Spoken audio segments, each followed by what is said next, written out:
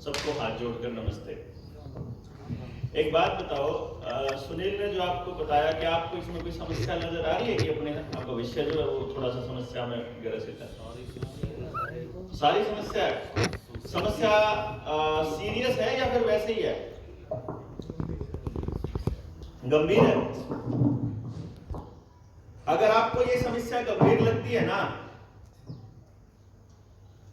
तो जो मैं आपको बताऊंगा फिर वो भयानक लगेगी, भयानक, अगर ये गंभीर है तो। और यकीन मानिए, आप में से किसी ने भी अपनी रिसर्च कर ली, खुद से इन चीजों के बारे में जानना शुरू कर दिया, तो सो नहीं पाओगे। मैं इस बात की गारंटी देता हूं। कल दिवाली है ना, कल दिवाली है, आज छोटी दिवाली है। आज भी सवेरे 5 बजे निकले थे और घूमते घूमते गांव में आपके यहां तक आ गए, और रात को नहीं पता कितने बजे जाएंगे। ना किसी गांव से आज तक पिछले 15 साल में, ना 18 साल में, ना पिछले 6 साल में।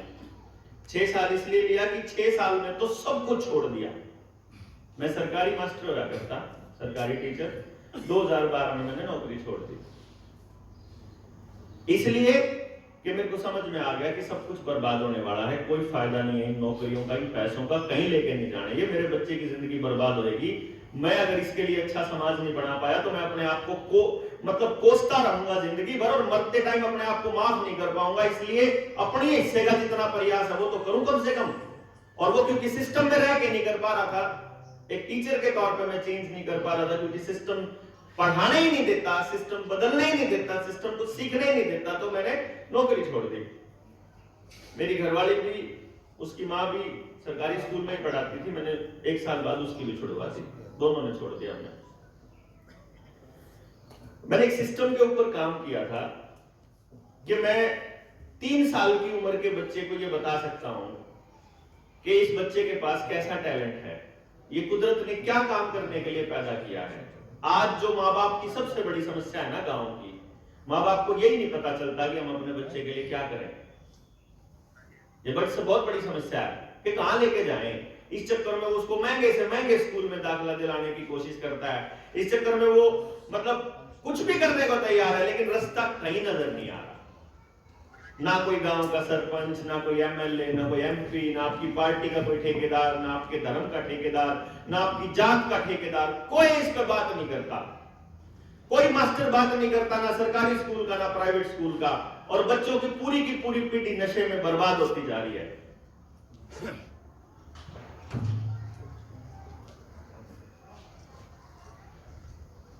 अब मैं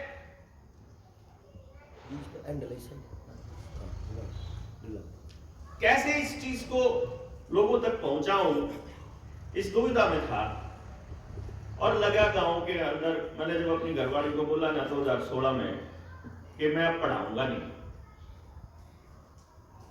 क्योंकि जब सरकारी स्कूल छोड़ दिया तो मैंने चंडीगढ़ में अपना एक इंस्टीट्यूट शुरू किया था, जिसमें मैं लोगों को यह समझाया करता था कि बच्चा कोई भी कमजोर नहीं होता, हर बच्चा कुदरत ने गजब बना रखा है।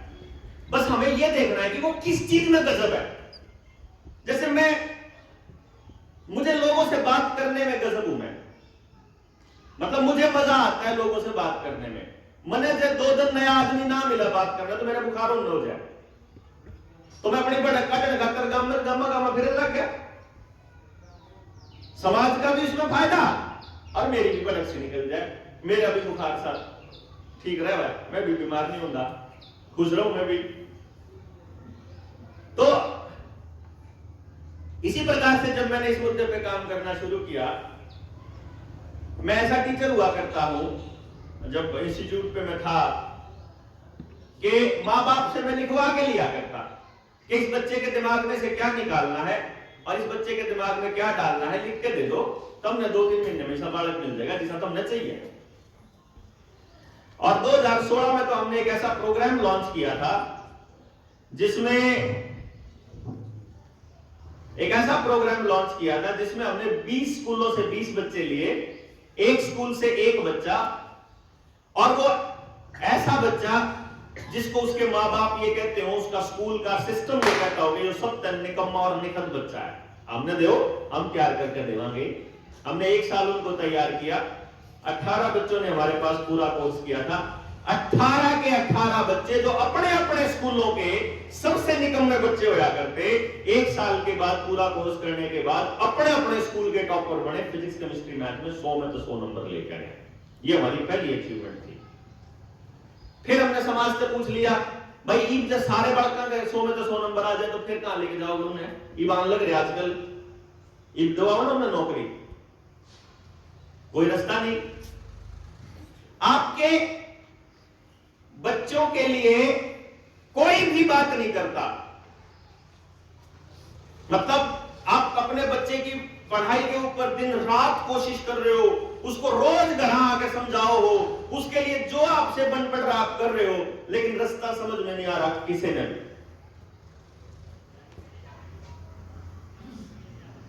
कहां जाए यार कोई? मेरे पास तो वो लोग आते थे जो अच्छे मोटे पैसे वाले लोग थे। मेरी 3 महीने पढ़ाने की फीस 5 लाख रुपए होया करती। मेरी अपॉइंटमेंट की फीस 1.25 लाख रुपए होती थी। अगर किसी ने मिलना होता तो 2 साल की एडवांस वेटिंग होती थी। और जिस दिन ये समझ में आया 2016 में कि यार मैं भी अमीर लोगों के लिए काम कर रहा हूं, जो गांव का गरीब आदमी है उसके पास तो देने के लिए कुछ है ही नहीं। भाई गांव में 2 जमींदार होंगे, बड़े 3 होंगे, गणा करोगे 5 हो जाएंगे, लेकिन उनके पास भी वो अपने बच्चों के लिए क्या करें? कुछ भी नहीं।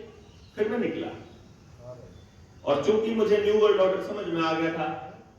किसी को न्यू वर्ल्ड ऑर्डर के बारे में किस किस को पता है आप में से? न्यू वर्ल्ड ऑर्डर कोई है साथी? नहीं पता? तो फिर नींद खोल लो। न्यू वर्ल्ड ऑर्डर बताते हैं आपको, ताकि आपको पता चले कि ये जो स्कूल जो बर्बाद हो रहे हैं, ये जो प्राइवेटाइजेशन है, ये आपकी जो जमीन लाल डोरा तोड़ के जो आपको आपकी जमीनें को रजिस्ट्री करवाई है, ये जो नया लैंड बैंक बना है, मॉडल एपीएलएम एक्ट है, बीज का कानून है, पानी का कानून है, खेती का कानून है, ये जो और बाकी के जितने कानून है, ये क्यों बनाए जा रहे हैं? फिर इसको समझ लो आप एक बार।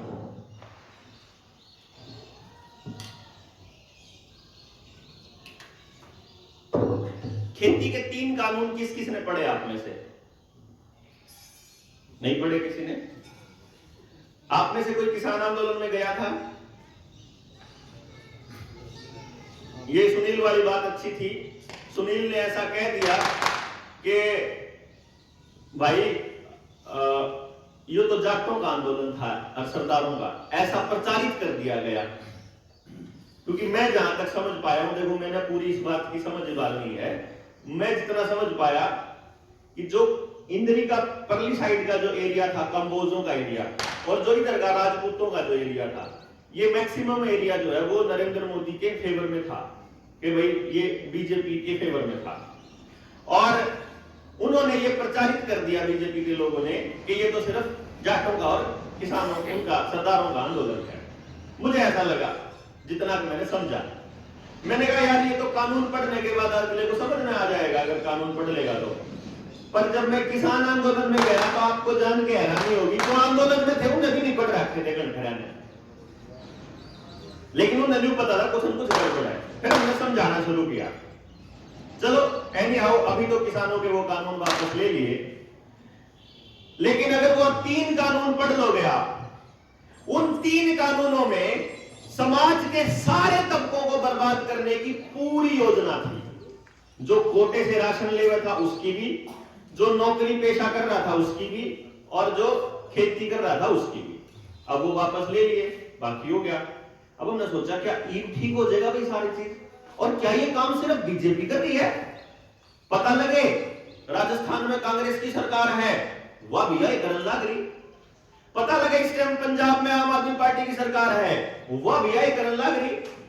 शिवसेना की सरकार उधर थी महाराष्ट्र में, वह भी करन लग रही। तमिलनाडु के अंदर तृणमूल कांग्रेस थी, बंगाल के अंदर सॉरी, वहां भी यही करन लग रही।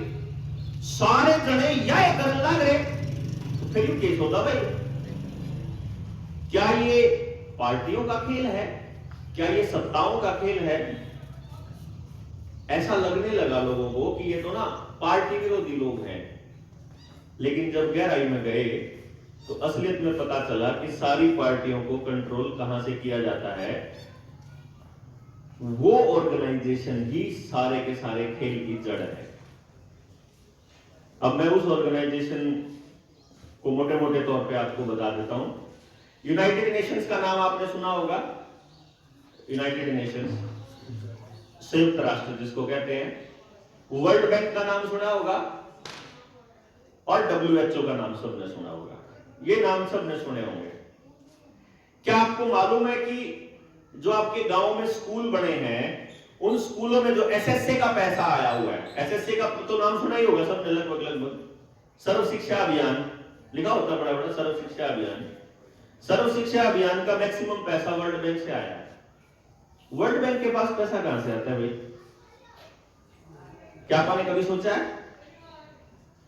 जो अस्पतालों को पैसा दिया गया इस बीमारी में पिछले 2.5 साल में, ये पैसा WHO से और वर्ल्ड बैंक से आया, यूनाइटेड नेशन से। उनके पास कहां से आया, ये सोचा आपने कभी? हाँ जी, असल में ये हमारे से गया हुआ पैसा नहीं है जी। मैं आपको बताऊं, ये है एक फैमिली का नाम है जिसका नाम है Rothschild family.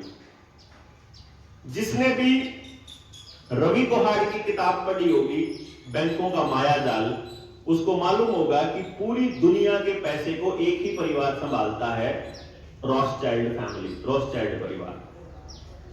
Rothschild, ROTHSCHILD, Rothschild. सारी दुनिया को पैसा वो दे रहा है। वर्ल्ड बैंक को भी, यूनाइटेड नेशंस को भी, RBI को भी पैसे छापने की परमिशन वहीं से लेनी पड़ती है, कितना छाप सके। इंडिया के हिसाब से नहीं चलता कुछ भी, वहीं से चलता है। एक दूसरी फैमिली है जो ड्रग माफिया को संभालती है, जितना भी ये आपका दवाइयां हैं इसको संभालती है। उस फैमिली का नाम है Rockefeller family, ROCKEFELLER, Rockefeller family. Rockefeller foundation भी बोलते हैं।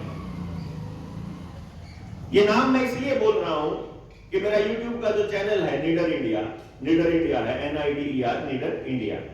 उस चैनल के ऊपर मैं जब इस वीडियो को डालूंगा आपकी, तो आप इन नामों को दोबारा से देख पाओ और उसके बारे में खुद से रिसर्च कर पाओ, इसलिए नाम ले रहा हूं। आज अभी याद क्या पता नहीं भी हो आप लोगों को, लेकिन ये इसलिए बताना जरूरी है कि जब 1970 के अंदर हरित क्रांति के नाम पर हम लोगों को हाइब्रिड बीज और पेस्टिसाइड और यूरिया दिया गया, वो रिकमेंडेशन रॉकफेलर फाउंडेशन की थी। जब इराक के ऊपर अमेरिका ने हमला किया, जब विश्व युद्ध चल रहा था, प्रथम विश्व युद्ध, तो उस टाइम पे जो हथियारों की खेप पास करी गई वो रॉकफेलर फाउंडेशन ने की थी। WHO का गठन 1945 में हुआ और जब WHO बना, उस WHO के बनने में फ्लेक्सनर रिपोर्ट का सबसे बड़ा हाथ था, जो कि 1911 के अंदर रिपोर्ट प्रदर्शित हुई थी, जिसको 1908 में कमीशन बैठा था ब्रायन फ्लेक्सनर की अध्यक्षता में, और वो फ्लेक्सनर कमीशन भी रॉकफेलर फाउंडेशन ने ही फंडिंग किया था।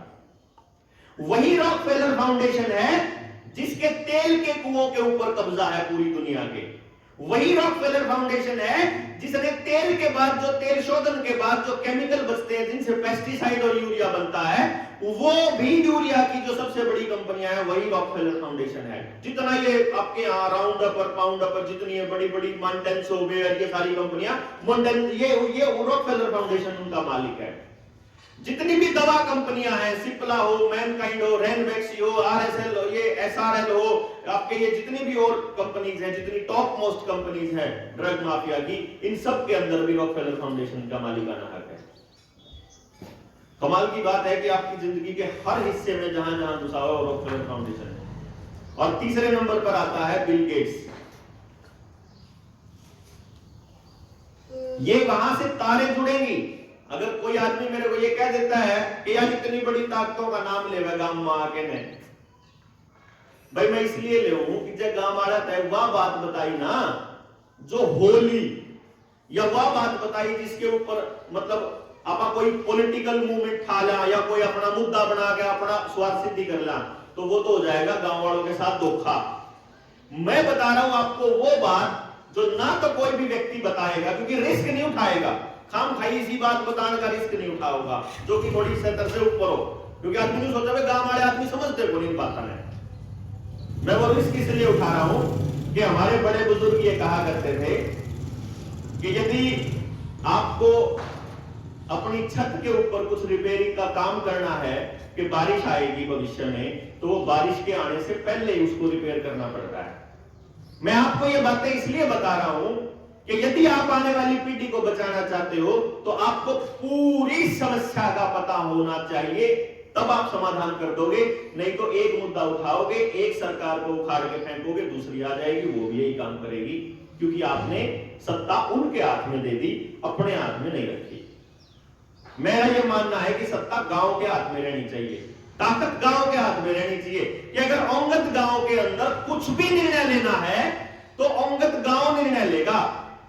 उसमें किसी जात, ठेका, धर्म, किसी पार्टी का कोई रोल नहीं। अंगत के लोग बैठेंगे क्योंकि उनके बच्चों की जिंदगी दांव पर है, वो निर्णय लेंगे। वो कैसे लेंगे उस पर चर्चा करेंगे। उससे पहले मैं आपको बता दूं बिल गेट्स का रोल, जो आपको सुनील भाई ने बताया कि ये सारे बीज खत्म हो गए, और खत्म हो गए कहां भाई? नॉर्वे में स्वालबार्ड सीड वोल्ट के नाम से एक वोल्ट बना रखा, -50 डिग्री सेल्सियस में धरती के नीचे बर्फ के अंदर कि उन बीजों को सुरक्षित रखा हुआ है। उस स्वालबार्ड सीड वोल्ट का इन्वेस्टर है बिल गेट्स। जो नरेंद्र मोदी साहब ने आपको कुछ दिन पहले कहा था फार्मिंग विदाउट फार्मर, ड्रोन से खेती होगी, छिड़काव ड्रोन से होगा, सामान ढोने का काम ड्रोन से होगा, सुना था ना? वो जो ड्रोन से खेती करने वाला जो टेक्नोलॉजी है, उस टेक्नोलॉजी का नाम है ब्लू रिवर टेक्नोलॉजी। उस ब्लू रिवर टेक्नोलॉजी का मालिक है जॉन डीरे। जॉन डीरे का नाम तो सबने सुना है ना, ट्रैक्टर जो अपना जॉन डीरे सुनता है, और जॉन डीरे का सबसे बड़ा इन्वेस्टर है बिल गेट्स। समझ गए? तारे कहां सुन रही हैं? खेती बिल गेट्स। वही बिल गेट्स जिसका बाप एक भी किले का जमींदार नहीं था और आज वो दुनिया का सबसे बड़ा जमींदार है। अमेरिका के अंदर 3.25 लाख एकड़ जमीन है अकेले आदमी के नाम पर। पूरे अमेरिका की खेती को 1 लाख काबू करके रखा हुआ है, 1 लाख। लोग ये कहते हैं खेती के लोग, खेती करने वाले लोग घट गए। खेती करने वाले लोग बेशक घट गए हो, खेती करने वाली जमीन नहीं घटी है। लोगों ने बेचनी पड़ेगी ना, वह जमीन है। अब क्या हुआ?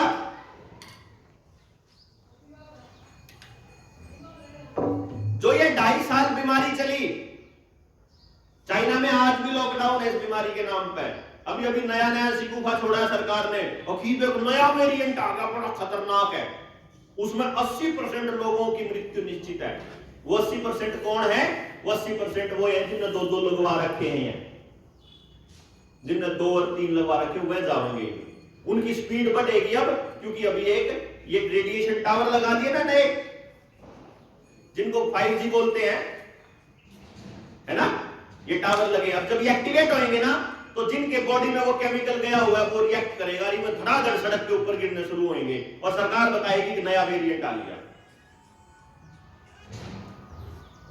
क्यों? क्योंकि जब हमने आपको यह बताया, आपको पता चले कि 2014 के अंदर बिल गेट्स ने इस बीमारी का वायरस पेटेंट करवाया। क्या कोई बीमारी का भी कोई मालिक हो जाएगा? बिल गेट्स ने करवा रखा। और आपको जो ये लगाए जा रही का पेटेंट भी 2015 में बिल गेट्स ने करवा रखा। वो है बिल गेट्स। अब ये इसका खेल क्या रचेंगे?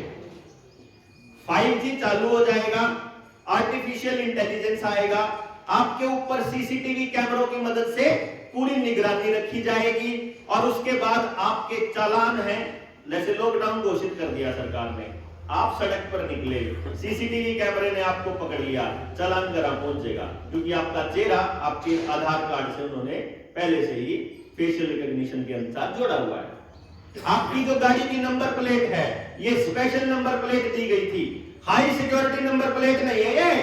आपको बताया गया ये हाई सिक्योरिटी नंबर प्लेट है, असल में ये बिल्कुल सिमिलर प्लेट बनाई गई। पहली बात तो प्लेट बनाने वाली कंपनियों को ठेका दिया जिससे रिश्वत खाई, उसके बाद क्योंकि ये सीसीटीवी कैमरे के लिए बनाई गई नंबर प्लेट है स्पेशल, ये आने के बाद चोरी थोड़ा रुकी है, ये आने के बाद ऐसा थोड़ी है कि गाड़ी जहां भी होगी पकड़ी जाएगी, ऐसा कुछ नहीं है। इन प्लेट का कोई रोल नहीं, इन प्लेट का एक ही रोल है कि जब आपकी गाड़ी सड़क पे उतरे, सीसीटीवी कैमरे की जद में आते ही वो कैप्चर कर ले और उसके बाद में चालान आपके घर पहुंचता रहे ऑनलाइन। आपकी जिंदगी से जुड़ी हर चीज का मतलब समझ लेना आप, हर चीज, आपकी पढ़ाई, उसके सर्टिफिकेट, बैंक का खाता, आपका पानी का बिल, बिजली का बिल, आपकी राशन कार्ड, आपका ड्राइविंग लाइसेंस, गाड़ी की आरसी, घर के कागज, खेत के कागज, आपके परिवार की फैमिली आईडी और आपकी इनकम के सर्टिफिकेट और आपकी इनकम टैक्स के रिटर्न, एक एक चीज आपने कौन सा फार्म भरा, कद के करा, कद के खरीदा, कड़े गए कड़े नहीं गए, आपके आधार कार्ड के साथ जोड़ने लग रही है सरकार। यहां तक कि आपका वोटर कार्ड भी। उसका मकसद क्या है कि आपको मालूम है, आपको एक डिजिटल आइडेंटिटी दी जा रही है। जैसे कुछ दिन पहले आपके ऊपर जबरदस्ती थोप करके टेस्टिंग की गई थी कि अगर आप ये 2 टीके नहीं लगवाओगे तो उसका सर्टिफिकेट नहीं दिखाओगे तो आपको राशन नहीं मिलेगा, आपको वोट देने नहीं दिया जाएगा, आपको बस में चढ़ने नहीं दिया जाएगा, आपको स्कूल में जाने नहीं दिया जाएगा, फार्म भर नहीं पाओगे, पेपर दे नहीं पाओगे, कोई भर्ती नहीं होगी, बस में नहीं चढ़ने देंगे, रेल में नहीं चढ़ने देंगे, जहाज की टिकट नहीं मिलेगी। ये पाबंदियां लगाई गई थी ना आपके ऊपर, ये पाबंदियां केवल ये चेक करने के लिए लगाई थी कि अभी इस देश के लोग विरोध करने के लिए कितना तैयार हैं। आने वाले वक्त में जब ये सारी चीजें आपकी आधार कार्ड के साथ जुड़ जाएंगी तो तीसरा जिसको ये बूस्टर कहते हैं वो आएगी और आप मना करोगे तो आपकी सारी सर्विसेज ब्लॉक कर दी जाएंगी। फिर क्या करोगे? ये रोक दी भाई, ना बैंक में पीछे कटवा पा रहे, ना तेल डलवा पा रहे, ना किते जा पा रहे। फिर कुछ लोग ये कहते हैं कर क्यों रहे हैं भाई? भाई करने का एक ही कारण है,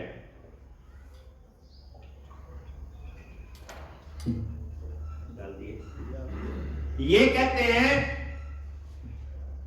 क्योंकि इस देश की और इस दुनिया की ज्यादातर आबादी को खाने को वर्ल्ड बैंक देता है, तो वर्ल्ड इकोनॉमिक फोरम के जो सबसे बड़े लोग हैं, जो बड़े घाघ हैं, जो फॉर्च्यून 500 के जो बड़ी कंपनियों के मालिक हैं, वो ये कहते हैं कि जब खाने को हम देते हैं, जब हमारे पैसे से सब कुछ चलता है, तो ये लोग हमारी बात क्यों नहीं मानते जैसे हम कहते हैं। तो आप लोगों को, हम लोगों को पूरी तरह से नियंत्रण करने के लिए और पूरी तरह से डिपेंडेंट, निर्भर करने के लिए ये सारा गेम चल रहा है। आप देखोगे पिछले 8 साल से स्पेशल बोल रहा हूं मैं ये बात, क्योंकि नरेंद्र मोदी साहब को पूरी ट्रेनिंग देकर के लाया गया था, गद्दी पर बिठाया गया था कि इन्होंने आकर के इकोनॉमी को भी खत्म करना है, इन्होंने आकर के सारी नौकरियां खत्म करनी है, सारे सरकारी संस्थान खत्म करने हैं, सारे देश को डुबोना है, सारे देश को तोड़ना है, किसी को बोलने लायक नहीं छोड़ना है। पिछले 8 सालों में कुछ धंधों को छोड़कर, मेडिकल फार्मा को छोड़ दो, आईटी इंडस्ट्री को छोड़ दो, बाकी हर इंडस्ट्री की आमदन घटी है, बाकी हर इंडस्ट्री के अंदर घाटा ही हुआ है। आपके घर से पैसा कम होता जा रहा है, आपके समाज के अंदर टूटना ज्यादा हो रहा है, आपके अंदर गुस्सा डेली बढ़ता जा रहा है, आपके बच्चों का भविष्य असुरक्षित होता जा रहा है। रेगुलरली पूरा योजनाबद्ध है, ये कुछ भी ऐसा नहीं है जो अपने आप हो रहा हो। इसके बाद आने वाले वक्त में मैं आपको पहले इसलिए बता रहा हूं कि आपको पता लगे, चेतावनी दे रहा हूं, 2024 के बाद वर्ल्ड वॉर शुरू होने के पूरे चांसेस हैं। जो इस टाइम राहुल गांधी की यात्रा चल रही है, भारत जोड़ो यात्रा, उस यात्रा को फंडिंग जो दे रही है वो अभी हथियारों की लॉबी दे रही है। आम लॉबी जो है ना इस टाइम पे, टैंक, बंदूक, गोले, बारूद और जो ये लॉबी उसको इस टाइम पे फंडिंग दे रही है। यानी कहने का मतलब क्या हुआ कि मौजूदा सरकार रही तो भी वही होगा और आने वाले वक्त में अगर नई सरकार आई तो वो भी उन्हीं के पक्ष में काम करेगी। ये हर साल, ये हर बार हर प्लान में यही होता है। पहले लॉबिंग होती है, फिर सरकार बनती है, क्योंकि हमारे लोग दो तीन चीजें देख करके वोट करते हैं। अखबार क्या कहता है, सर्वे क्या कहता है, टेलीविजन क्या कहता है, और हमारी जात के ठेकेदार क्या कहते हैं। इसी के हिसाब से वोट करते हैं, इसी के हिसाब से सरकार बनती है। और इन सरकारों को आपके बारे में सब कुछ मालूम है। आप क्या देखते हो, टेलीविजन में कितनी देर कौन सा चैनल चलाते हो, किस घर में कौन सा चैनल चलता है, किस मोबाइल में कौन सी वीडियो देखी जाती है, कौन आदमी कितना ट्रैवल करता है, कौन आदमी क्या क्या खरीद रहा है, उसके मोबाइल से क्या क्या खर्चे हो रहे हैं, वो सब सरकारों को मालूम है। पूरे सर्वेलेंस पे आपका पूरा डेटा उनके पास है। इस गांव में कितने लोग कितने कदम चलते हैं ये भी मालूम है, क्योंकि आपके मोबाइल पूरा सर्वेलेंस देता है आपके बारे में, है ना। हेल्थ वाली ऐप होती है कि आप कहां पैसा खर्च करते हो, कितनी वीडियो देखते हो, कितना ऑनलाइन रहते हो, कितना ऑफलाइन रहते हो, कितने गेम खेलते हो, सब कुछ मालूम है। और ये पूरी नीचे से ऊपर तक सारी पीढ़ियों के ऊपर अटैक करने का पूरी योजना है। नीचे से ऊपर कैसे, छोटे बच्चों की योजना क्या बना रखी है। वीडियो गेम खेलते हैं आपके बच्चे, उन वीडियो गेम्स में 3 टाइप की गेम खेलते हैं। पहले टाइप की गेम है जिसमें बंदूक चलती है, सामने वाले को मारना पड़ता है, क्यों जी, नहीं चलती है। दूसरे टाइप की गेम है 3 पत्ती टाइप की, जहां पर जिसको गैम्बलिंग कहते हैं, जुए वाली गेम होती है। और तीसरे टाइप की है कि ये स्टेप पूरा करोगे तो अगले बढ़ने की वो मिलेगी, ये स्टेप पूरा करोगे तो आगे बढ़ने के टोकन मिलेंगे। 3 टाइप की गेम है। यही आजकल हमारे सारे लोगों के साथ हो रहा है। बड़ी पीढ़ी को वैसे नशेड़ी बनाया जा रहा है, छोटी पीढ़ी को वैसे नशेड़ी बनाया जा रहा है। नौकरियों की हालत ये है कि पहले 1% को सरकारी नौकरी मिलती थी, अब वो 1% भी नहीं बची, क्योंकि सरकारी डिपार्टमेंट ही नहीं बचे। तो हमारे बच्चे कहां जाएंगे। 99% को मिलनी नहीं थी पहले भी, और अब भी नहीं, फिर क्या करेंगे भाई, सोच के देखो जरा। सरकार ने बिल्कुल सुविधा रख रखी है कि नशा आपके घर तक पहुंचना चाहिए। आप होम डिलीवरी ले लो, दारू पी चाहे जब मर्जी, और दूसरा नशा लेना है तो वो ले लो। नया कानून नशे का आ रहा है कि आप 10 ग्राम तक का नशा अपने जेब में लेके घूम सकते हो, पुलिस आपको कुछ नहीं कह सकेगी। नया कानून आएगा, पानी का कानून आएगा। घर में सबमर्सिबल पंप है तो 10,000 रुपए साल की फीस लगेगी। प्रॉपर्टी का कानून आएगा, 100 गज के प्लॉट पे लगभग 1 लाख रुपया प्रॉपर्टी टैक्स देना पड़ेगा। बीज का कानून आएगा कि अगर आपने बीज खेत में कौन सा बोया है, अगर उसका सबूत नहीं दे पाए तो 3 साल की कैद है। मॉडल एपीएल एक्ट के अंदर अगर आप डंगरों से खेती करने लगोगे तो आपके लिए ऑलरेडी कानून है, ये तैयार पड़े है बिल्कुल। तो मॉडल एपीएल एक्ट कहता है कि अगर बलद अपने घर में बांधोगे तो वन्य प्राणी है, 3 साल की कैद है। अगर आप राजस्थान और गुजरात के अंदर पहले से कानून पास हो चुका है कि आप 1 से ज्यादा गाय घर में नहीं पाल सकते, और अगर आपकी गाय सड़क के ऊपर मिली तो 25,000 रुपए तक और 50,000 रुपए का जुर्माना है। नीदरलैंड के अंदर ऑलरेडी कानून पास हो चुका है कि आपकी गाय की डकार के ऊपर टैक्स लगेगा।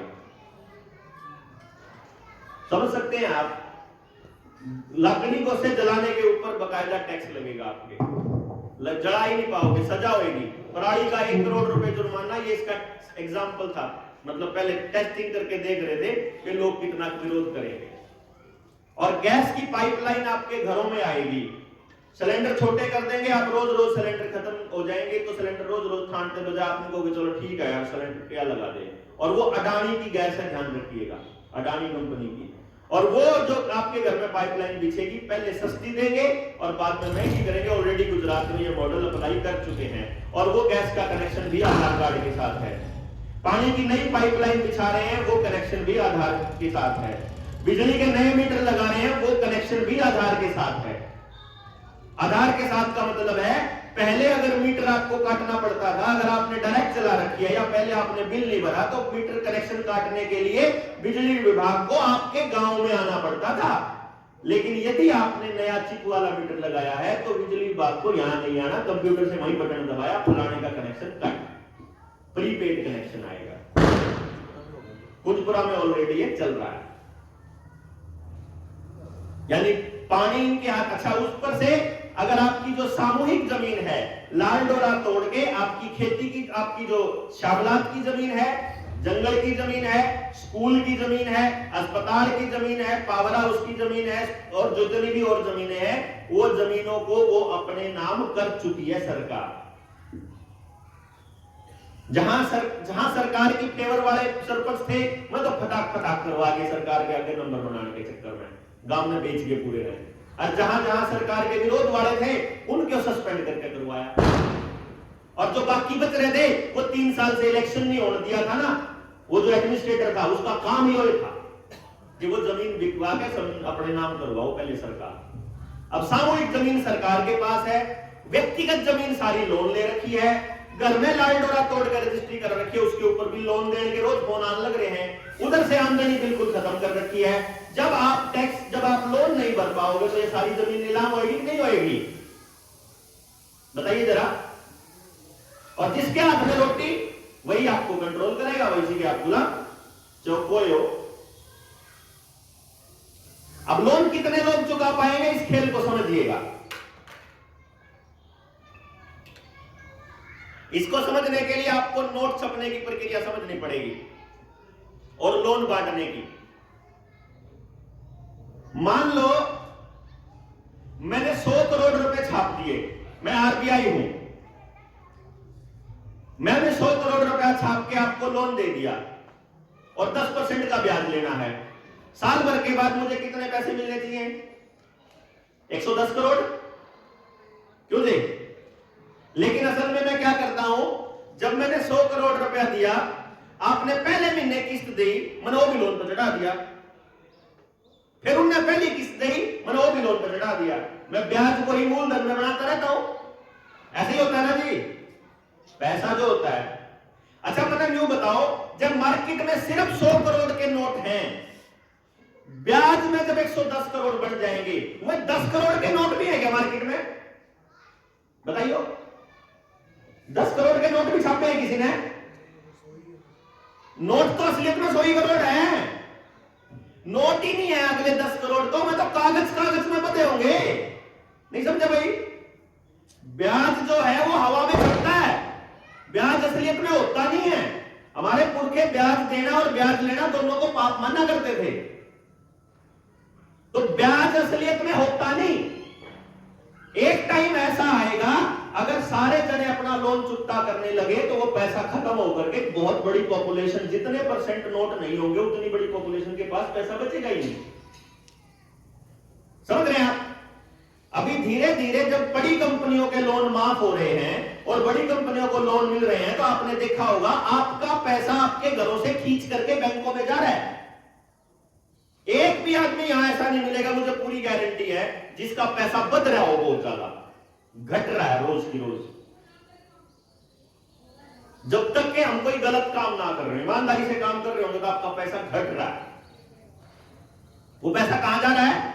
जिनकी लोन माफ हो रहे हैं। अब एक बात सोचिए, अगर 10% ब्याज है और 100 रुपए के नोट हैं, तो 10% आदमी अपना ब्याज, अपना मूलधन नहीं जमा कर पाएंगे। क्यों जी? है ना यो भाई, 10% ब्याज है, यानी 10% आदमी नहीं दे पाएंगे, 100 में से 10 आदमी अपना पैसा भुगतान नहीं कर पाएंगे। लेकिन असलियत यह है आज के दौर में कि भारत की अर्थव्यवस्था में 90% पैसा इस टाइम ब्याज का चल रहा है, सिर्फ कागजों में। केवल 10% ही नोट हैं इकोनॉमी के पास। आज चले जाओ बैंक पे, अपने नजदीक की बैंक पे 2 लाख रुपए लेने, दोबारा तक जाटा चढ़ जाए बैंक पे, 2 लाख इकट्ठे नहीं होते बैंक पे, नुका के ट्रांसफर कर लो, पैसे नहीं है, कैश नहीं है हमारे पास। होगा कि नहीं है हालत? जाके देखो, कल ही 1 लाख ले, 1 लाख भी नहीं पावा करके बैंक के पास। क्यों जी? और एक टाइम ऐसा आएगा, आप देखिए, मैं 90% बोल रहा हूं, यानी अगर हमारे पास 4000, अगर आपने बताया 4000 के करीब वोट है, तो 4000 वोट का मतलब मैं ये मान के चलता हूं 1000 घर होंगे इस घर, है ना? 1000 घर अगर अंगद के अंदर हैं, तो मैं पूरी शर्त के साथ कह सकता हूं कि जिस दिन सरकार ने ये ऐलान किया कि अपने किसान क्रेडिट कार्ड के सारे पैसे जमा कराओ, नहीं तो जमीन नीलाम समझी जाएगी, 90% किसान लोन जमा नहीं कर पाएंगे, क्योंकि पैसा है ही नहीं मार्केट में, वो तो कागजों में है। समझे? और अब सिर्फ आखिर में 4 लाइनें और बता दूं, आपके समाज के हर तबके की बर्बादी का पूरा इंतजाम इन्होंने किया हुआ है। 4 तबके हैं, ये मैं इसलिए बता रहा हूं कि आप सोल्यूशन की तरफ चर्चा करने लगो। आज मैं जो बात आपको बता रहा हूं, अगर आपको इसके अंदर गंभीरता नजर आए तो हमें दोबारा बैठना पड़ेगा। अगर आपको गंभीरता नजर आए, अगर ये केवल भाषण नजर आए तो भाई ठीक है, आपसे मुलाकात हो गई, राजेश भाई ने आपसे मिलने को मौका दे दिया, आप लोगों ने सुन लिया, उसके लिए आज हमने कह दिया, उसके लिए आज में ठीक है अपना राम राम। अच्छा, गंभीरता नजर आए तो इस पर काम करना पड़ेगा, क्योंकि जब समाज बर्बाद होएगा, आपका बच्चा, आपका घर उससे बाहर नहीं हो सकता। अगर समाज नशेड़ी है तो कल को आपका बच्चा नशेड़ी बनेगा, समाज क्रिमिनल है तो कल आपका बच्चा क्रिमिनल बनेगा, समाज अच्छा है तो कल आपके बच्चे को अच्छा माहौल मिलेगा। सीधी सी बात है, हम अपनी भड़क में इसलिए घूम रहे हैं। 4 तबके हैं, एक खेती करने वाला तबका, दूसरा दुकानदार तबका, कोई ना कोई बिजनेस करता है, तीसरा नौकरी करने वाला तबका, और चौथा दिहाड़ी मजदूरी करने वाला तबका। 5वां तबका तो नहीं अपने में, यही तबके होंगे जी गामा के शहर के सबके, ठीक है। पहला तबका खेती वाला, जमीन किसान क्रेडिट कार्ड के नाम पे लोन पे है, बीज अपने नहीं है, खाद दवाई और पानी का खर्चा, बिजली का खर्चा इतना है कि कीमतें पूरी नहीं होती, और उसके बाद मंडियां खत्म करके उनको पूरी तरह से बर्बाद करने का खेल ऑलरेडी चल रहा है। जब अगर किसी के घर में खेती के ऊपर निर्भरता हो, घर में कोई और आमदनी ना हो, तो उसकी रोज की रोज उसकी आमदनी घटने लग रही है, उसकी जमीन रोज करने में जाने लग रही है, ना जा रही हो तो बता दो। ये तो है किसान की बर्बादी का रास्ता। दूसरा नंबर, दुकानदार ले लो। अगर कोई चीज 2000 रुपए की है, मान लो मैं इसी बोतल को ले लेता हूं, ये 1000 रुपए की है, दुकानदार इसको 1000 रुपए की लेके आया और आप लेने चले गए, आपने कहा, वो दुकानदार बोला कि 1100 रुपए की है। एकदम तने को होगा हमारा नौजवान है, लूट मचा रखी है, लूट क्यों मचा रखी है, 1000 रुपए की लिया था, 10% में इस पर कमान लग रहा। अरे ऑनलाइन तो 900 रुपए की मिलने लग गया भाई, ऑनलाइन तो पता नहीं क्यों मिला है, क्योंकि जो ऑनलाइन वाली कंपनियां हैं उनके तो 10-10 हजार करोड़ रुपए माफ करने लगी सरकार, तो वो तो 100 रुपए घाटे में भी देश का, अपने सस्ते में देश का है। तो आपका नौजवान रोज की रोज ऑनलाइन खरीद के अपने दुकानदारों को बर्बाद किए जाने लग रहा है। हर इंडस्ट्री के अंदर रिलायंस और अडानी घुस चुका है। आपकी सारी बड़ी बड़ी कंपनियां जितनी वी मार्ट हो गई, इजी डे हो गई, वो ये खरीद चुके हैं पहले से ही, तो रिटेल के अंदर ये आ चुके हैं। ऊपर से जो दुकानदार दिहाड़ी मजदूरी करने वाले या मिस्त्री वगैरह होया करते गाड़ियों के, मोटरसाइकिलों के, उन दुकानदारों के लिए पता लगे भारत 6 की गाड़ियां बाहर ठीक नहीं होती, केवल एजेंसी में ठीक होती हैं, और भारत 6 से कम की गाड़ियों को 15 साल छोड़ो 10 साल होते ही जब्त करने के नियम इन्होंने बना दिए हैं। तो धीरे धीरे वो दुकानदार, मिस्त्री सब के सब बर्बाद होके बैठ जाएंगे। आपके गांव के अंदर भी अगर किराने की दुकान है किसी की, तो सरकार का फरमान आ गया है कि वो दुकान आपको रजिस्टर करानी पड़ेगी। जिस गांव ने विरोध किया वहां रजिस्ट्रेशन कैंसिल हो गया, पैसे भी उल्टे दे गए। जिन गांवों ने विरोध नहीं किया, वो रजिस्ट्री करवा दी है। वो रजिस्टर कराने का मतलब ये है कि अब अडानी का आदमी आएगा, अंबानी का, और वो कहेगा कि आपको हमारे साथ टाई अप करना पड़ेगा होम डिलीवरी के लिए। गांव में ऑनलाइन कोई करे तो आप वहां दोगे, अगर आपकी दुकान पे कोई आदमी आके लेगा तो वह चीज आप बेचोगे 20 रुपए की, और अगर ऑनलाइन आप डिलीवरी दोगे वह चीज आप 18 रुपए की दे सको, क्योंकि अडानी के पास ऑलरेडी उसका पैसा जा चुका है। अंबानी के पास, सॉरी, अंबानी है रिटेल में, अडानी नहीं है, अडानी एनर्जी में है। दुकानदार बर्बाद, ठीक है जी। तीसरा तबका बच गया नौकरी वाला। सरकारी नौकरी पिछले 8 साल में कितनी निकली मैंने बताने की जरूरत नहीं है। आगे कौन से डिपार्टमेंट प्राइवेटाइज होने लग रहे हैं वो भी बताने की जरूरत नहीं है। सरकारी और प्राइवेट डिपार्टमेंट के अंदर नौकरियों का खेल ये हो गया है कि अडानी और अंबानी का दोनों का मर्जर और दोनों कंपनियों ने एक टाई अप किया है कि मैं तेरे एम्प्लॉय में नौकरी नहीं दूंगा, तू मेरे एम्प्लॉय में नौकरी नहीं देगा, मतलब आपका शोषण होना तय है।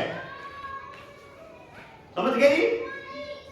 मतलब वो है बालक जो आपका बच्चा 50,000 में नौकरी कमा सकेगा, वो है बालक 20,000 में मरने के लिए तैयार है। चौथा तबका बच गया दिहाड़ी मजदूर करने वाला। दिहाड़ी मजदूरी करने वाले के शरीर में ऐसे ऐसे केमिकल डाल दिए पिछले 2.5 साल में, दो लगा करके, कि बहुत से लोगों की गुंजाइश शरीर की बच नहीं रही दिहाड़ी करने की, मजदूरी करने की। शरीर जोर नहीं लगा रहा बिल्कुल भी। ऊपर से मशीन से सारे काम हो ही रहे हैं, ऊपर से राशन कार्ड जो है जो कोटे में जो था, तेल पहले काट चुके हैं, दालें पहले कट चुकी हैं, गेहूं अब काट रहे हैं, आने वाले वक्त में चावल भी खत्म हो जाएगा। पहले करेंगे आपके घर में, आपके अकाउंट में पैसे आएंगे, बाद में वो अकाउंट में पैसे ऐसे ही जाएंगे जैसे गैस की सब्सिडी के आ रहे हैं, 10 पैसे 15 पैसे। ये हाम होगा उसका। तो गांव का कोई तबका बचा तो नहीं। देश के अंदर 2.5 लाख मीट्रिक टन अनाज होता था एफसीआई के पास, फूड कॉर्पोरेशन ऑफ इंडिया के पास। 2 साल का एडवांस अनाज होता है कि अगर देश के अंदर बाढ़ आ जाए, भूकंप आ जाए, सूखा पड़ जाए, कोई प्राकृतिक आपदा आ जाए, कोई बीमारी महामारी आ जाए, उस वक्त के लिए कम से कम देश के पास 2 साल का एडवांस में खाना होना चाहिए। इसका इंतजाम करके गए थे पंडित नेहरू एफसीआई बना करके। एफसीआई को रोज की रोज खाली करने के आदेश दिए जा रहे हैं और अब हमारे पास ज्यादा से ज्यादा 6 महीने साल भर का अनाज बचा हुआ है। उसके बाद केवल बड़े बड़े गोदाम जो बड़े बड़े कंपनियों के हैं, केवल उनके पास अनाज होगा। और श्रीलंका जैसा हाल होने वाला है, क्योंकि आज से 5 साल पहले श्रीलंका का जो अर्थव्यवस्था थी, उसके ऊपर जो कर्जा था देश के ऊपर, अर्थव्यवस्था का 95% था। 5 साल में श्रीलंका का जैसे 114% हुआ, उसकी इकोनॉमी, उसकी अर्थव्यवस्था ध्वस्त हो गई। भारत का कर्जा उसकी अर्थव्यवस्था का, उसके जीडीपी का 100% इस टाइम हो चुका है। यानी जितना हमारी जीडीपी है उतना ही कर्जा अपने देश पे हो चुका है। बहुत जल्दी आने वाले 2 या 3 सालों में हमारी अर्थव्यवस्था ध्वस्त होने वाली है। नितिन गडकरी का बयान आया है कि अगले 4 सालों में, 5 सालों में हम पेट्रोल डीजल आम इंसान के लिए बैन कर देंगे। 2 साल के बाद प्राइवेट व्हीकल्स, चंडीगढ़ का फरमान आ चुका है चंडीगढ़ का फरमान कि 2 साल बाद 2 व्हीलर्स के रजिस्ट्रेशन चंडीगढ़ में नहीं होंगे। आपको इलेक्ट्रिक व्हीकल खरीदने पड़ेंगे जबरदस्ती। आपको गैस से ही रोटी बनानी पड़ेगी जबरदस्ती। जो रणबीर कपूर ने कीड़े खा के दिखाए थे, कॉकरोच खा के दिखाए थे थोड़े दिन पहले, वो नया फूड होगा हमारा कि प्रोटीन डाइट है। आपको जैसे चॉकलेट के अंदर, क्या आप लोगों को मालूम है चॉकलेट के अंदर कॉकरोच आता है? किसी को मालूम है? सर्च करना, एफएसएसएआई ने अलाउ किया हुआ है। वो कहते हैं कि चॉकलेट की फर्मेंटेशन के दौरान उसकी सुगंध इतनी ज्यादा होती है कि कॉकरोच रुक नहीं पाते, वो आके उसमें गिर जाते हैं। वो आके गिर जाते हैं तो उसमें चिपक जाते हैं, हम उनको अलग नहीं कर पाते, इसलिए हमको इजाजत दी जाए। तो एफएसएसएआई ने 4% कॉकरोच फर्मेंटेशन की उसकी क्या बोलते ब्लेंडिंग की परमिशन दे दी। ब्लेंडिंग मतलब मिलावट की। जैसे आपको जो पैकिंग वाला आटा आता है उसके अंदर प्रिजर्वेटिव्स की परमिशन दे दी 4% की, लेकिन असलियत में वो 40% उसमें ऐड कर देते हैं, जिसकी वजह से जो आटा 10 दिन में खराब होना था, 15 दिन में खराब होना था, वो आटा आपका 6 महीने साल खराब नहीं होता। असल में वो मतलब कबाड़ ही कबाड़ है। अगर आपके यहां कोई भी एक मशीवा पड़ी हो, नमकीन का पैकेट नहीं पड़ा यहां, मैं तुम्हें बताता, घर जाना, कुछ मत करना दोस्तों, अपने घर जाओ, पैकेट वाली नमकीन उठाना जो आपके घर में पैकेट रखा हो, कोई सी भी नमकीन उठाना, मैं कंपनी का नाम लेने की जरूरत नहीं है। उस नमकीन के पीछे देखना उसके अंदर क्या क्या है इंग्रेडिएंट। उस इंग्रेडिएंट में बस एक चीज देखने की है, वो है उसमें तेल कौन सा है जिसमें वो तली गई है। वो तेल मिलेगा एडिबल वेजिटेबल ऑयल, और ब्रैकेट में मिलेगा पाल्मोलिव, या फिर ब्रैकेट में दूसरा मिलेगा cotton seed oil. Cotton seed oil पता है कौन सा है? बिनोले का तेल। और ये बात आप लोगों को बताने की जरूरत है, क्योंकि आप यहां कपास तो बोते नहीं हो, कपास तो उधर रेवाड़ी के एरिया में बोते हैं लोग। क्या आपको मालूम है कि भारत के अंदर सिर्फ और सिर्फ बीटी कॉटन मिलती है आजकल, जो कि जीएमओ है, जेनेटिकली मॉडिफाइड ऑर्गेनिज्म। जीएमओ के बारे में किस किस को मालूम है? नहीं मालूम है? जीएमओ के बारे में सर्च करना। ये सारे शब्द मैं आपको इसलिए दे रहा हूं ताकि आप सर्च कर सको। यह पूरा षड्यंत्र इतना बड़ा है कि हमने ट्रेनिंग के 3 दिन रखे, 3 दिन अपने नौजवानों को सिखाते रहे कि क्या क्या षड्यंत्र है। 3 दिन भी छोटे पड़ गए हमारे को पूरा बताने में, इसलिए मोटी मोटी चीज उठा उठा के आपके सामने रख रहे हैं ताकि आप उनके ऊपर रिसर्च कर सको। जीएमओ जब हमने उठा करके देखा, ये जो आप लाल टमाटर देखते हो ना, सुथरा सुथरा टमाटर, इसमें मछली के जीन है, इसको इसलिए जीएमओ बोलते हैं। ये जो बढ़िया खीरा देखते हो ना, हरा हरा सा सुथरा सुथरा सारा बढ़िया शेप में, उसके वो भी जीएमओ है। और जो ये बीटी कॉटन है ये भी जीएमओ है। सरकार ने परमिशन दे दी और अभी सरसों जीएमओ कर दी है। यानी सरसों का तेल हम बहुत खाते ना, बड़ा सरसों का तेल बड़ा अच्छा रहता है, हमने बाकी चीजें छोड़ दी, डालडा छोड़ दिया, ये वनस्पति तेल छोड़ दिए, तो अब आपने रिफाइंड छोड़ दिया, तो अब आप सरसों का तेल खाने लगे। अब सरसों का तेल खाने लगे तो उन्होंने सरसों को भी जीएमओ ले लिया। और जीएमओ की खासियत क्या है? ब्राजील में 2020 की रिपोर्ट छपी थी कि जो आदमी जीएमओ खा रहा है या जो जानवर जीएमओ फसल खा रहा है, वो धीरे धीरे नपुंसकता की तरफ जा रहा है। यानी अपनी अगली पीढ़ियों को बिल्कुल जड़ से खत्म करने की पूरी प्लानिंग चल रही है। हमें ये समझ में नहीं आ रहा। इधर से जीएमओ हो गया, इधर से जमीन गई, इधर से एजुकेशन गई। आपके स्कूल जो है वो प्राइवेट कंपनियां लेने वाली हैं, ऑनलाइन ही पढ़ाई होगी। आपकी जो गलियां हैं, सड़कें हैं, अभी सरकार ट्रायल के ऊपर 3 लाख गाड़ियों के ऊपर टेस्टिंग कर चुकी है कि गाड़ी का नंबर प्लेट से ही चालान कर जाए, गाड़ी का नंबर प्लेट से ही टोल टैक्स कट जाए। और अब नया एक्सपेरिमेंट चल रहा है कि गाड़ी का जीपीएस से ही टोल टैक्स कट जाए। आप में से जिसके पास कमर्शियल गाड़ी होगी, सरकार ने कमर्शियल गाड़ी में जीपीएस कंपलसरी किया हुआ है, ये जीपीएस होना चाहिए आपके अंदर। आने वाले टाइम में जो नई गाड़ियां हैं उनमें जीपीएस ऑलरेडी इंस्टॉल्ड आता है। और उसके अंदर क्या खेल है कि आपकी गाड़ी के कार्बन क्रेडिट्स मिलेंगे, आपको कटेंगे। जब आपकी गाड़ी घर से निकलेगी स्टार्ट होकर के, लोकल सड़क पे कितने किलोमीटर चली, इधर ये जो निस्सन से लेके और जो करनाल वाली रोड है इस पे कितनी चली, फिर हाईवे पे कितनी चली, जीटी रोड पे, एलिवेटेड हाईवे नए बना रखे उन पे कितनी चली, केएमपी पे कितनी चली, उसके हिसाब से प्रति किलोमीटर आपका टोल टैक्स कटेगा। रात के 12 से लेके रात के 12 तक कितनी चली प्रति किलोमीटर। अब टोल टैक्स ऐसे नहीं कटेगा कि टोल क्रॉस करोगे तो कटेगा, चलोगे तो कटेगा। लोकल सड़कों पे चलोगे, लोकल गलियों में कटेगा। तो जीपीएस आपका गूगल मैप है ना, ये काम करने लग रहा है कि कौन सी सड़क कितनी चौड़ी कौन सी नहीं। आपकी हर मूवमेंट को ये ट्रैक किया जा रहा है। तो अब आपकी गाड़ियां जो है वो आपका टैक्स भी ऐसे होगा। आपके जो जोहड़ हैं इनको ठीक करने का, रिपेयर करने का ठेका इंडो इजराइल प्रोजेक्ट के तहत इजरायली कंपनी को दिया जा रहा है। वो इजरायली कंपनी उसके ऊपर बड़े बड़े वो बनाएगी, जैसे ये इंटरलॉकिंग वाली टाइलें लगाएगी, वहां ओपन जिम बनाएगी, बढ़िया वाली घास लगाएगी और उसके अंदर पानी का सफाई करेगी, उसको पक्का करेगी। गांव वाले कहेंगे विकास बहुत बढ़िया हो रहा है। फिर वो उसके अंदर मछली पालन और झींगा पालन का उसको ठेका मिलेगा। फिर वही कंपनी आपसे प्रति डांगर टैक्स वसूलने की अधिकारी हो जाएगी कि आप अगर वहां पानी पिलाओगे तो आपको वहां टैक्स देना पड़ेगा, अपने ही गांव में, अपने ही जोड़ पर। आपको चारों तरफ से घेरने की पूरी तैयारियां हो चुकी हैं। अगर ये सरकार इसमें निकम्मी फेल हो जाती है तो नए जो प्लेयर हैं वो तैयार किए जा रहे हैं, जिसमें राहुल गांधी और अरविंद केजरीवाल मुख्य रूप से हैं और बड़े शातिराना तरीके से तैयार किए जा रहे हैं। अभी पिछले कुछ दिनों से आपने मीडिया की रिपोर्ट्स में जो राहुल गांधी के ऊपर पप्पू वाला टैग था वो हटता हुआ देखा होगा, हट रहा होगा ना। आपको लग रहा होगा यार इसकी तो इमेज खराब करी थी, है तो कौन इतना बेवकूफ। और जो अरविंद केजरीवाल है उसके लिए जमीन तैयार कर रहा है, जो वहां कर रहा है वही वहां कर रहा है। तो लोगों को ऐसे लगने लगेगा कि भाई अल्टरनेट तो कौन है, इन्हें छोड़ के किसने देवा और वोट, ऐसा लगेगा।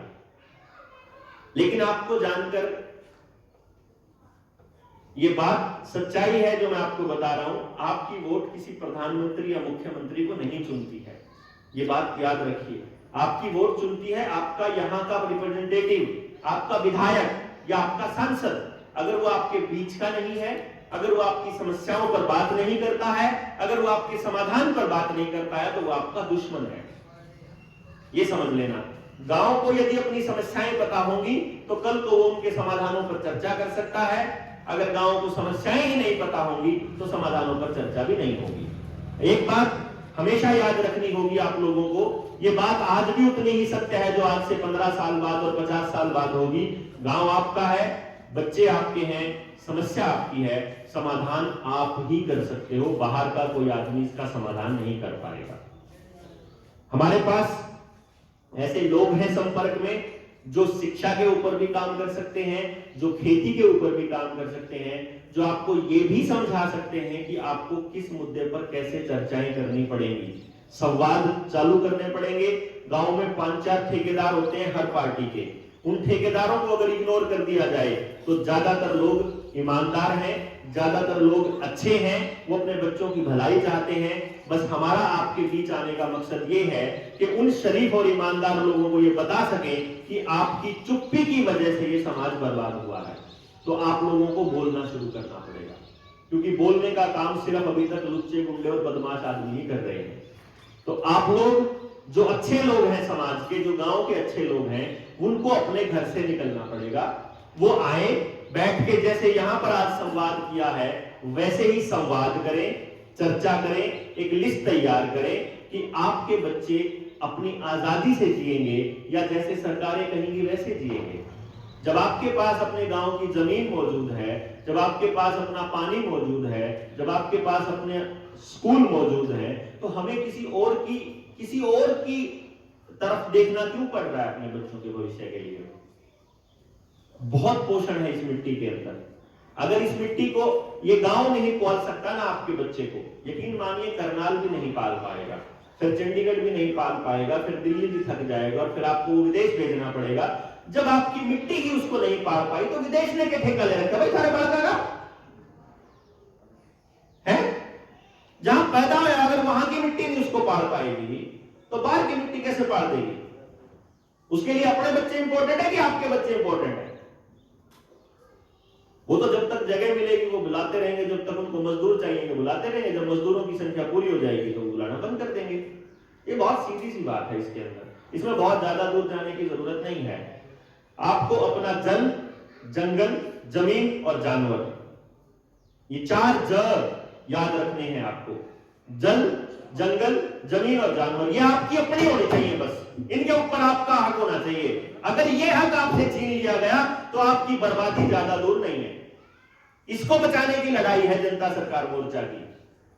ये इसी पे लड़ रहा है, इसी के लिए दौड़ रहा है कि शायद किसी गांव को समझ में आ जाए, शायद कोई इस पे चर्चा आगे बढ़ा दे। जितने नौजवान साथी आप यहां आए हैं, राजेश भाई के साथ में मिल करके एक काम कर लीजिए, गांव के अंदर शिक्षा के ऊपर एक प्रचार करना शुरू कीजिए। हम लोग जब तक सरकारें, देखिए सरकारें नहीं बदलेंगी ये तय है, सरकारें नहीं करेंगी आपके लिए, कोई सी भी सरकार हो नहीं करेगी, किसी के पास टाइम नहीं है भाई, ना किसी विधायक के पास टाइम है, ना किसी सांसद के पास, ना जिला पार्षद के पास, ना किसी सरपंच के पास, सबको काम मिले हुए। सरकार तो करेगी नहीं, आप उनकी वेट करते रहो तो फिर बर्बादी कितनी ज्यादा दूर है। तो क्या करिए आप लोग, आप तैयार करिए पूरे गांव को कि आइए शिक्षा और स्वास्थ्य और रोजगार, इन 3 मुद्दों पर आकर चर्चा करते हैं। सरकारों को भाड़ में जाने दो, हम ना किसी की बुराई करते, हम ना किसी की बढ़ाई करते, हम ना किसी का सपोर्ट करते, ना आपसे पैसा लेते, ना आपसे वोट मांगते, हम नहीं मांगते आपसे कुछ, ना आपसे लेते ना आपको देते। हमारे पास है तजुर्बा, हमारे पास है टेक्नोलॉजी। आप गांव को मेंटली तैयार कर लीजिए। देखो जब तक उनको बात पूरे गांव को नहीं पता लगेगी तब तक ये भी नहीं मालूम होगा भैया राजेश सरवरिया जो और साथी बैठे ये क्या करना चाह रहे हैं, पता भी नहीं होगा ना किसी को। तो क्या करिए, पूरे गांव को बुला लीजिए, हम चर्चा करते हैं, उनके दिमाग में इस सोच का बीज डाल देते हैं कि ये लोग कुछ गांव के लिए कुछ करना चाहते हैं। और जितने नौजवान साथी हैं उस शिक्षा के ऊपर अगर कुछ करना चाहते हैं तो जो ट्रेनिंग मैं स्कूल में टीचर्स को दिया करता था, जो मैं पेरेंट्स को काउंसलिंग जो करता था कि टैलेंट कैसे पता चले, वो मैंने अब ऑनलाइन डाल दी है। आप मुझे व्हाट्सएप करेंगे, आपको वो ट्रेनिंग मिल जाएगी घर बैठे। नंबर आप नोट कर लो, बेशक आपके मोबाइल है आपके पास, मैं नंबर आपको बता देता हूं। मुझे व्हाट्सएप करेंगे कि ट्रेनिंग भेजो, तो आपको वो ट्रेनिंग भेज दूंगा कि इसको सुन लो, आपके बच्चे की हरकतों को देख के ही पता चल जाएगा इसमें असली गुण कौन सा है। अच्छा, उसके बाद भी पता नहीं चला तो आपके नौजवानों को ट्रेनिंग दे दूंगा। क्यों जी भाई, आपको ट्रेनिंग दे देंगे, उस ट्रेनिंग के बदले में आपसे कुछ नहीं चाहिए। अपना एक ही फंडा है, प्योरली फंडा। अब अपनी जो अपॉइंटमेंट की फीस है वो 1.5 लाख रुपया है। अगर आप अपने बच्चे का व्यक्तिगत फायदा चाहते हैं तो 1.5 लाख रुपए फीस लगेगी। अगर आप पूरे गांव के बच्चों को शामिल करते हो तो आपका बच्चा उसमें ऑटोमेटिक शामिल हो जाएगा। फिर सब कुछ फ्री है हमारे तरफ से, टाइम भी, टेक्नोलॉजी भी, ट्रेनिंग भी, सब कुछ फ्री। फिर कुछ नहीं देना, क्योंकि फिर पूरा गांव सुधर रहा। तो आप उस ट्रेनिंग को ले लीजिए, कौन मना नहीं करता। और फिर उसके बाद अपने गांव की शिक्षा ऐसी तैयार कर देंगे, आपका एक बच्चा भी बेरोजगार नहीं बचेगा। लेकिन जब तक गांव के नौजवान खुद आगे आकर के इसको ठीक करने की दिशा में कदम नहीं उठाएंगे, तब तक इसका कोई और समाधान हमें नजर नहीं आता। आपको नजर आता है, आप उस दिशा में काम जरूर कीजिए। हम आपसे उम्मीद है कि आप इस पे काम करेंगे। दूसरी बची खेती। गांव के अंदर अगर आप लोग जहर मुक्त खेती करना चाहते हो, अगर आप बिना पेस्टिसाइड और बिना खाद दवाई की खेती करना चाहते हो, तो सुनील अपने पास बैठा है, ना ये 1 रुपया लेता ना देता।